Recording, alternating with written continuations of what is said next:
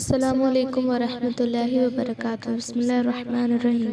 ए पैगंबर सल्लल्लाहु अलैहि वसल्लम जेकॾहिं तो ते अल्लाह जो फज़ल ऐं रहमत न हुजे हा त उन्हनि मंझां हिकु टोली तोखे ग़लत फ़हमीअ में विझण जो पको इरादो करे चुकी हुई, पर उहे माण्हू पाण खां सवाइ ॿिए कंहिंखे भुलाए न सघंदा। ऐं ए मुहम्मद सल्लल्लाहु अलैहि वसल्लम तोखे ज़रे जेतिरो बि नुक़सान नथा पहुचाए सघनि, छाकाणि त अल्लाह तोखे वहीअ जे ज़रिए किताब ऐं हिकमत नाज़िल फरमाया आहिनि ऐं अल्लाह तोखे उहो कुझु सेखारियो आहे जो तूं न ॼाणींदो हुएं, ऐं तो ते हमेशा अल्लाह जो वॾो फज़ल ऐं करम आहे। उन्हनि जे अक्सर गुझनि सलाहनि ऐं सरगोशियुनि में का चङाई कान्हे सवाइ उन शख़्स जे जेको सदके ऐं ख़ैरात या नेक कम करण ऐं माण्हुनि जी इस्लाह या संदसि विच में ठाह कराइण जी तलक़ीन करे त उहा चङी ॻाल्हि आहे। ऐं जेको अल्लाह जी रज़ा हासिल करण ख़ातिर ईअं कंदो उनखे असां जल्द तमामु वॾो अजर अता कंदासूं। ऐं जेको हिदायत जी सिधी राह मालूम थियण खां पोइ बि पैगंबर सल्लल्लाहु अलैहि वसल्लम जी मुखालिफ़त कंदो ऐं मोमिननि जे रस्ते खां सवाइ ॿियो को बि रस्तो इख्तियार कंदो त असीं उनखे उन तरफ़ ई फेराईंदासीं जे तरफ़ हू फिरण घुरंदो